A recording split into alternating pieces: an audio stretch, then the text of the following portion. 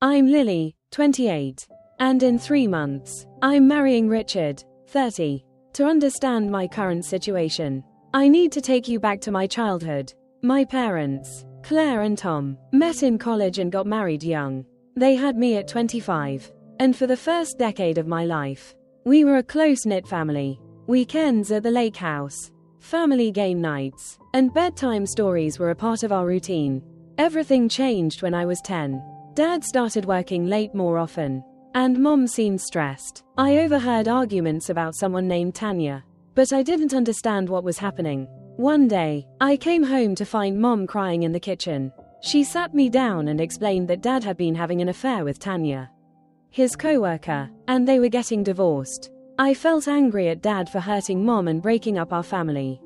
The divorce was messy. After the dust settled, Mom had primary custody, and I saw Dad every other weekend. At first, I resented him, but Mom, despite her pain, encouraged me to give him a chance. Eventually, I started enjoying our weekends together, and things seemed to settle down. But 2 years later, Dad announced he was marrying Tanya. I met her for the first time at a dinner Dad arranged. She seemed nice, bringing me a journal with my name on it and asking about my hobbies. But I couldn't shake the feeling that she was the reason my family had fallen apart.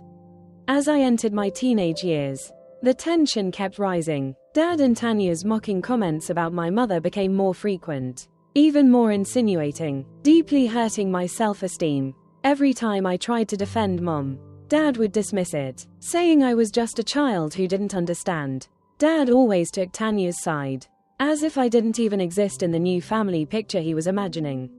Tanya didn't give up. After she became pregnant when I was 16, the pressure for me to see her as my real mother became more evident.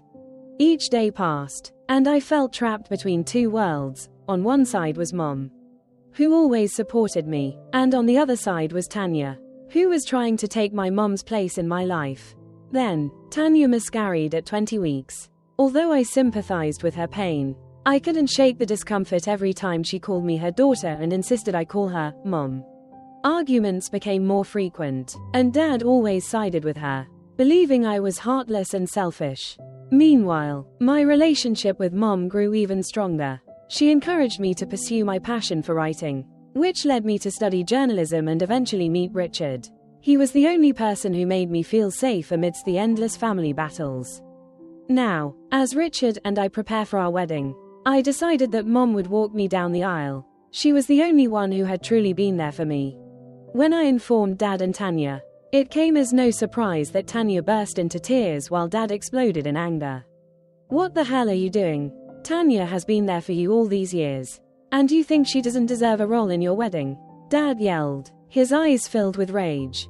"No, Dad, she's not my mother, and she never will be," I replied, my voice trembling. But this time I didn't back down. Mom was there when I needed her most, not Tanya. The argument escalated quickly, with Dad threatening not to attend the wedding if Tanya wasn't given a special role.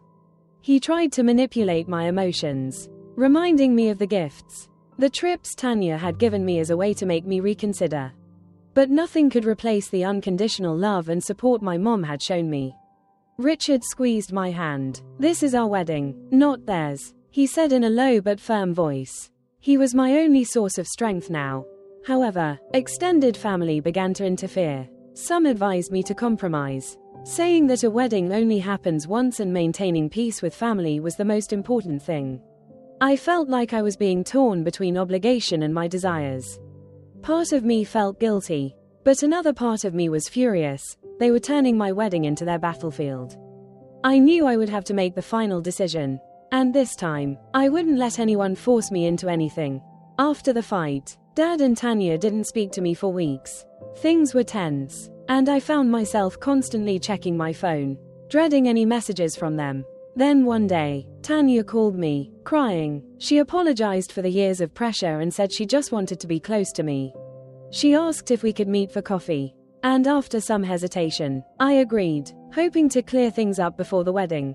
At first, the conversation was going smoothly. Tanya seemed understanding, even saying that she respected my decision to have my mom walk me down the aisle. But then she dropped a bombshell. She and my dad were planning to renew their vows next year. and she wanted me to walk her down the aisle as a way to balance things out. Her request left me stunned. For a moment, I hesitated, unsure of how to respond. But before I could say anything, I noticed a sudden change in her eyes, a flash of barely contained anger. My pulse quickened, and that familiar pressure, the suffocating weight I had felt for years, returned to my chest, just like all the times I had tried to navigate her unpredictable moods. I knew then that things were taking a turn for the worse. And the conversation was no longer as simple as it had seemed at the beginning. "I did everything for you," she hissed, her voice shaking with barely contained rage. "And this is how you repay me? By throwing me away like I'm nothing? After everything I've been through?" Her voice was tight, but I didn't flinch. This was familiar territory. Tanya treated every disagreement as an attack, as if I owed her an unspoken debt. I held my ground, not letting her see the trembling in my hands. "You're making this your business," I shot back, my voice sharper than I intended. "This has nothing to do with what you did for me or what I didn't do for you. This is my wedding, Tanya, my moment, not a bargaining chip to balance your past with my present." She stood abruptly, her chair scraping against the floor, her eyes wide with shock. The mask of calm and understanding she had worn a few minutes ago was gone, replaced by raw, naked anger. "What about your miscarriage?" I heard myself say before I could stop myself, the words cutting through the tension like a knife. "How long are you going to use that as an excuse to control me? To make me feel guilty for giving you what you want?" She gasped, her hands shaking at her sides. The room seemed to collapse, the weight of my words pressing down on both of us. I had crossed the line, and we both knew it. But it was too late to take it back now. Tanya's face was twisted in pain and anger, her mouth opening and closing as if searching for an answer that wouldn't reveal the full extent of her pain. Instead, she turned and walked away without another word, leaving me staring at the empty chair, my heart pounding in my chest, unsure whether I had just lost my last chance to make up or finally escaped her grasp. Later, Dad called me, furious. He accused me of being cruel to Tanya and said that if I couldn't accept her as my mother, maybe I shouldn't think of him as my father anymore. His words were profound. Despite everything, I had always believed that Dad loved me, but now I felt like he was choosing Tanya over me, just like he had done all those years ago. I was hurt, but I knew I had to stand firm. Richard and my mother supported me, reminding me that I had every right to set boundaries. I decided to send Dad and Tanya a text message explaining my feelings. I told them that while I was open to a relationship with them, it had to be on terms that respected my boundaries and my relationship with my mother. If they couldn't accept that, they weren't welcome at the wedding. A few weeks later, Dad showed up at my apartment unannounced. He looked exhausted and told me that Tanya had left him after our fight.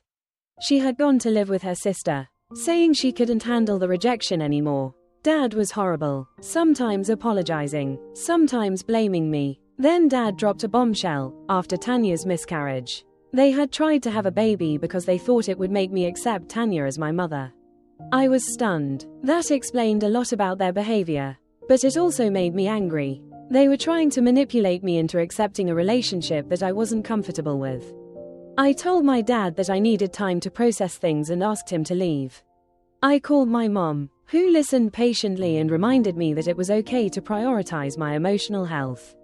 The wedding was fast approaching, and I still hadn't decided if I wanted Dad there. After much reflection, I sent him an email. I told him I was willing to work on our relationship, but it would take time, and I needed him to respect my boundaries. He replied, apologizing again and saying he wanted to be there for me on my wedding day. On the day of the wedding, I walked down the aisle with my mom by my side, feeling at peace with my decision. My dad attended alone, and though he looked sad at times, he was respectful of my boundaries. After the reception, we had a long talk. He apologized once more and said he wanted to try to be a better father. He admitted that forcing a relationship with Tanya had been a mistake and that they were now separated.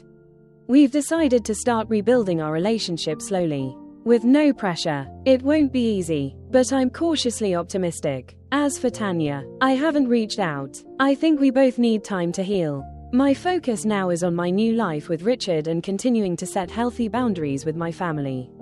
The wedding wasn't just a celebration of love, It was the beginning of a new chapter. One where I'm learning to prioritize my happiness and well-being, even when it's difficult.